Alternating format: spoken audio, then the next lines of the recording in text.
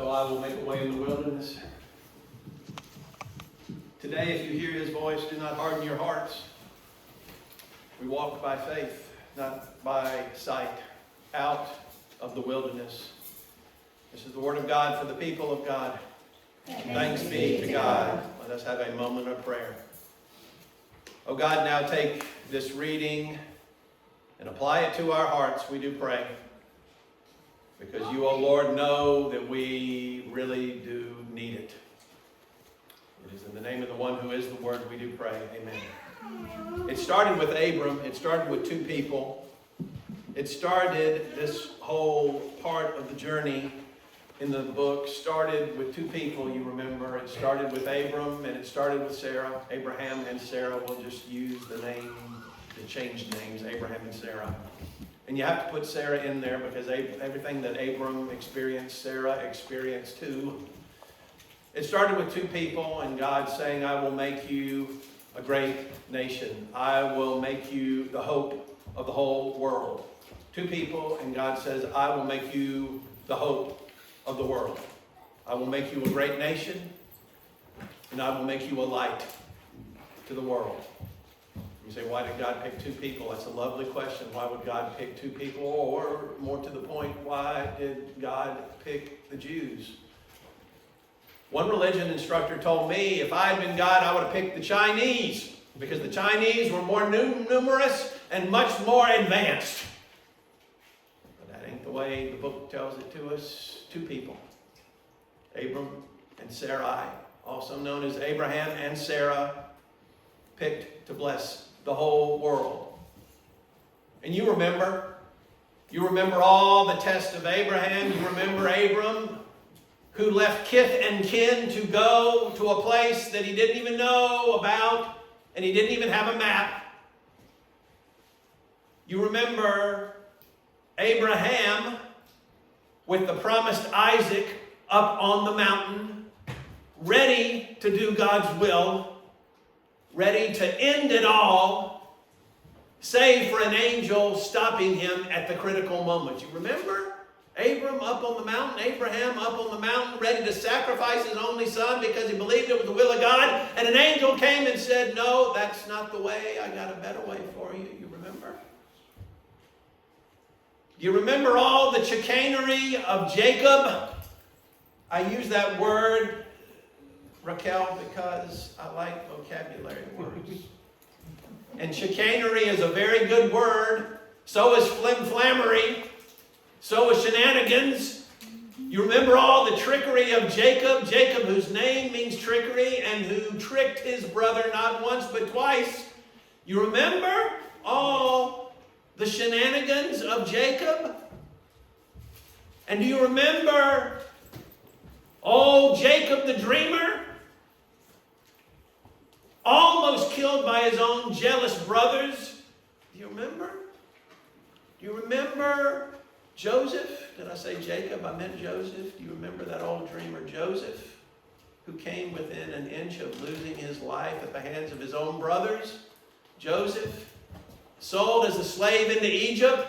Joseph rising to power. Do you remember? Do you remember all the history? Do you remember all the ups and downs? Do you remember all the trials and the temptations of a people birthed by Abraham and Sarah, basically coming into a nation? Do you remember? And all the difficulty of the nation forming and then falling apart, all the difficulty of becoming a nation, of picking a king, even though God didn't want them to have a king, and all the ups and downs. And at the height of their glory, what happened to Israel is what happens to so many of us. Before pride goes a fall. Pride goes before a fall. And so they went to the heights as a nation, and then they fell apart. That's where Isaiah 42, sorry y'all, I'm tired. Isaiah 42, not Isaiah 14. I'll go look and see what Isaiah 14 says later. Not Isaiah 14, Isaiah 42. Which has the audacity. The prophet had the audacity. The prophet had the gall. The prophet had the chutzpah and if you don't know that word, go look it up later, chutzpah, who had the guts to tell a people who were stranded in a foreign land, a nation that had been judged for its own idolatry and its own injustice, far, far away from home. The prophet had the nerve to say, I am doing a new thing. And what is the image that the prophet lifts up to us? The people in the wilderness, trying to make it from Egypt to the promised land. Don't miss it. In 1, 2, 4 verses, you get the two defining moments of the whole people called Israel. Defining moment 1 was what? The exodus from slavery in Egypt. That was defining moment 1. This is who we are. We were slaves in Egypt and we were brought out of the land. That's number 1, the exodus. Being brought out of slavery into a new promised land. The other was what is sometimes known as the diaspora. That means the dispersion of the people because of the Babylonians and really because of the Assyrians too. The nation judged and dispersed to a foreign land and who knows where else. In a few verses you get all of that. You get the defining moments of the whole nation. The Exodus and the diaspora. And then the seer, the giver of oracles, the prophet, has the nerve to say what? I am doing a new thing. And it does take nerve. It does take courage. It takes chutzpah. I will say it again, the great Yiddish word that means nerve. It takes a whole lot to say, hold on, something better is coming. Do you have the nerve to say to somebody facing family dysfunction? Do you have the nerve to say to someone that is dealing with personal trouble? Do you have the nerve to say that someone that is embarrassed by his nation? Do you have the nerve to say in the face of our old devil, our sinful nature, hold on? That's what the prophet says. Hold on because I am doing a new thing. Now, I don't know about y'all. I don't know about y'all. But for me, it seems like Lent jumped the gun. It seemed like Ash Wednesday came a little bit too soon this year. Ash Wednesday is the time of testing and trial in the wilderness. And it seems to me that Lent came a little bit too early this year. In the form of winter storm fern. And it makes me, I don't know about you, but it makes me, Joyce, just want to go ahead and skip Ash Wednesday this year. To say, no, thanks Ash Wednesday, we'll just keep hoeing down the road. Forget about it. We've already done our Lent. I don't know about you, but that's the reason. I'm feeling inside of me, maybe we just need to skip Lent. We got it easy.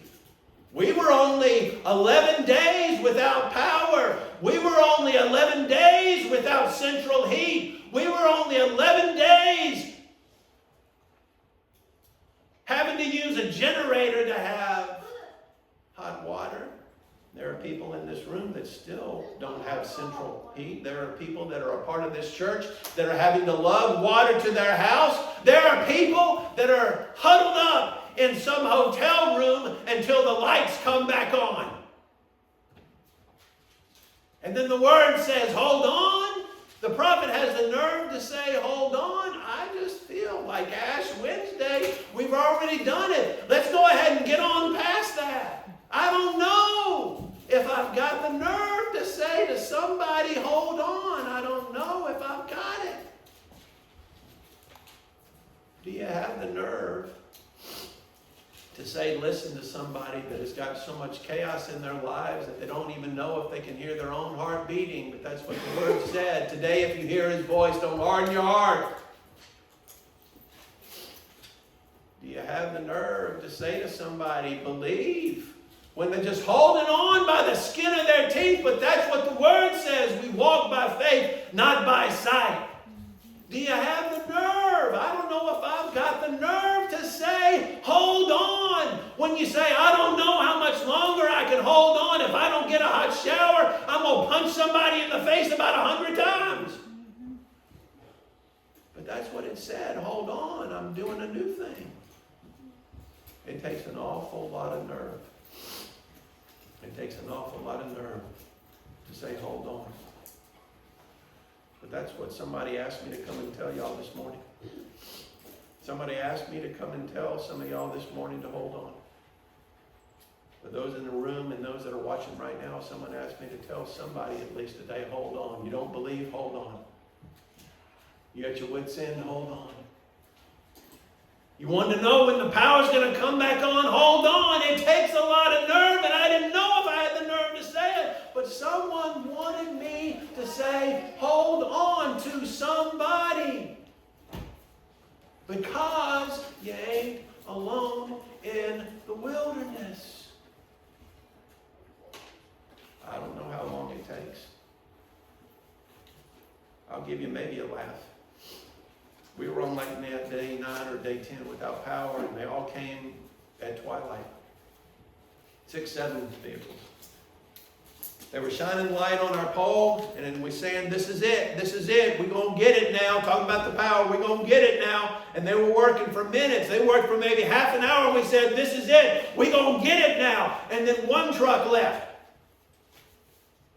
And then 2. And then they were all gone. And then it was dark as night. And I wanted to scream out loud, why you want to do that to a person?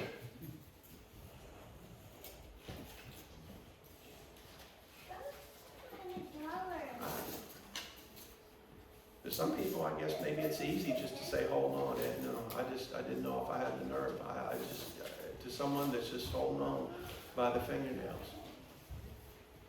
To someone that's just holding on for some kind of answer to make sense of it all. For someone that is so full of chaos in their soul. I said, I don't know what I'm going to do with all the chaos. But someone wanted me to come today and remind somebody, hold on. I will make a way in the wilderness, and I will make streams in the desert. That's why we got this story. That's why we got the Exodus. That's why we got the diaspora. That's why we got all these stories of the Jews going through all this trouble, because it's supposed to remind us that when we are going in trouble, we are not going through trouble all alone. Amen.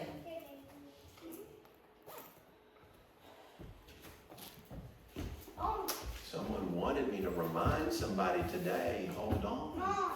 You're not going to have generator fumes the rest of your life. Hold on.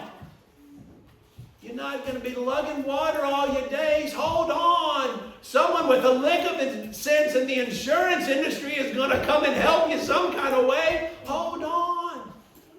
Because there is one in the midst that is going to take the mess and do something with it. I didn't know if I had the nerve to tell it to people who are having to pay bills and who are having to worry about whether I'm going to get to work today and are wondering where the food's going to come from. Maybe not in this room, but there are people that are wondering, where is the food going to come from? Where is the help going to come from? And someone wanted me to remind somebody else today, hold on. Because I'm going to make a way in the wilderness. I didn't know if I had the nerve to say it or not. But that's what somebody wanted me to remind y'all of today. Hold on. Hold on. Because there is a way out of the wilderness.